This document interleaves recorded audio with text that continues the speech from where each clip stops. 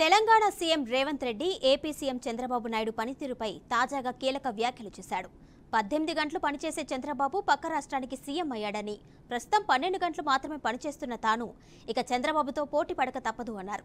ఎందుకు రేవంత్ రెడ్డి ఆ మాటలు ఎందుకన్నాడో తెలుసుకునే ముందు ఆయన ఏమన్నాడో ఓసారి విందాం.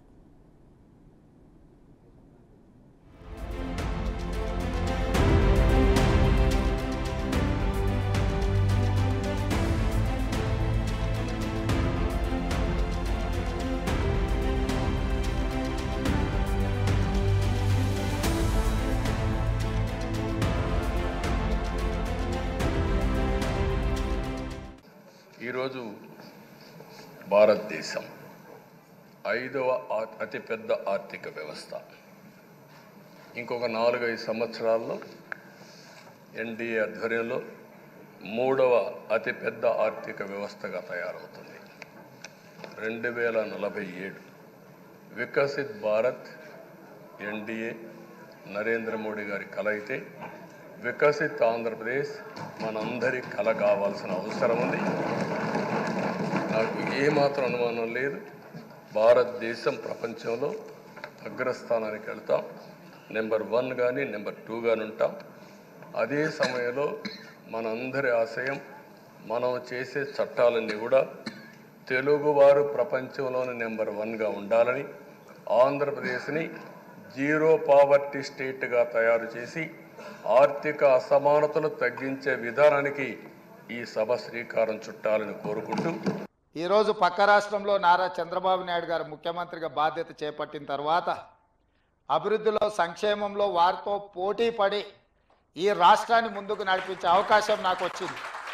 గతంలో 12 గంటలు పనిచేస్తే సరిపోతుంది, అంతకు మించి అవసరం లేదు అనుకునేవాడిని. కానీ ఇప్పుడు వారు 18 గంటలు పనిచేస్తే నేను 12 గంటలతో సరిపెడితే కుదరదు. కాబట్టి మా అధికారులకు, మా సహచరులకు మనం కూడా 18 గంటలు పని చేయాల్సిందే. అభివృద్ధి విషయంలో, సంక్షేమం విషయంలో పోటీపడి ఈ 2 తెలుగు రాష్ట్రాలు ప్రపంచానికే ఒక రోల్ మోడల్గా నిలబడాలి అని నేను భావిస్తున్నాను. ఆ దిశగా మా ఆలోచన, మా విధానాలు, మా నిర్ణయం ఉంటుంది. రేవంత్ రెడ్డి మాట్లాడిన సందర్భాన్ని బట్టి ఆయన పనిచేసే విషయంలో పొరుగు రాష్ట్రానికి సీఎం అయిన చంద్రబాబుతో పోటీ పడతానని అర్థం చేసుకోవచ్చు. ఆయన్ను సానుకూలంగా అర్థం చేసుకునే వారికి మాత్రమే ఆ కోణం కనిపిస్తోంది. విమర్శకులకు కనిపించే రెండో కోణాన్ని కూడా ఆయన చెప్పుకొచ్చారు. ప్రస్తుతం తాను 12 గంటలు మాత్రమే పనిచేస్తున్నట్లు స్పష్టం చేయడం ద్వారా విమర్శకుల చేతికి ఆయుధం అందించాడు. సరే, ఆయన మాటలపై ఎవరి అభిప్రాయాలు వారికి ఉంటాయి, ఎవరికి అనుకూలంగా వారు మాట్లాడతారు. అలా మాట్లాడటం వారి రాజకీయాలకు అవసరం కూడా. కొద్దిసేపు రాజకీయ అవసరాలతో చేసే విమర్శలు పక్కన పెట్టి, చంద్రబాబు తరహాలోనే తాను కూడా 18 గంటలు పనిచేస్తానని చెప్పిన రేవంత్ రెడ్డి మాటల్ని సానుకూలంగా తీసుకుంటే అభివృద్ధిలో పోటీ పడటం ఆరోగ్యకర వాతావరణమే అయినప్పటికీ ఆ విషయంలో రేవంత్ రెడ్డికి కలిసొచ్చే అంశాలేంటనేది అసలు ప్రశ్న.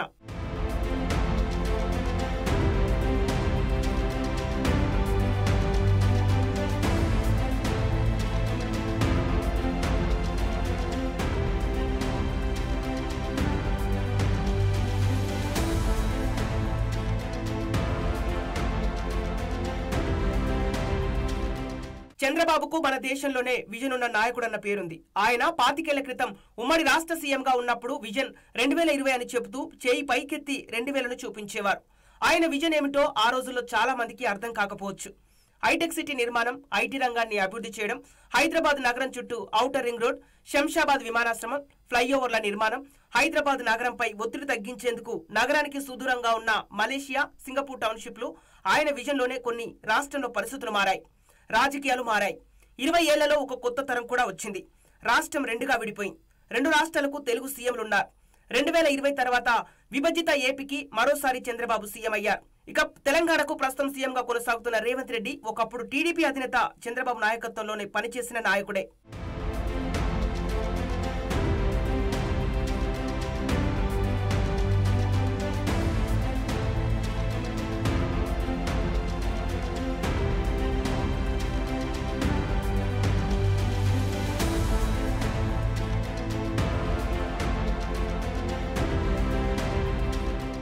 ప్రస్తుతం ఇద్దరు పార్టీలు వేరైనా, రాష్ట్రాలు వేరైనా తాజాగా రేవంత్ రెడ్డి వ్యాఖ్యలు కొత్త చర్చకు దారితీస్తున్నాయి.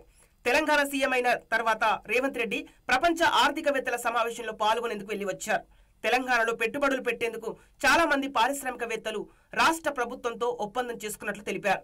అనంతరం లండన్ నగరానికి వెళ్లిన సీఎం రేవంత్ రెడ్డి అక్కడే తేల్ నదిని చూసి దాని అభివృద్ధి కోసం అక్కడి ప్రభుత్వం తీసుకుంటున్న చర్యల గురించి అడిగి తెలుసుకున్నారు. అదే తరహాలో హైదరాబాద్ లో ఉన్న మూసీ నదిని ప్రక్షాళన చేస్తామని ప్రకటించారు. ఇక తెలంగాణకు తిరిగి వచ్చిన తర్వాత మెట్రో రైలు అధికారులతో సమావేశం నిర్వహించిన సీఎం ఇప్పటికే కొనసాగుతున్న మెట్రో వ్యవస్థను మరింత విస్తరించనున్నట్లు, అందుకు తగిన ప్రణాళికలు తయారు చేయాలని అధికారులను ఆదేశించారు. రీజనల్ రింగ్ రోడ్డుపై కూడా దృష్టి పెట్టారు.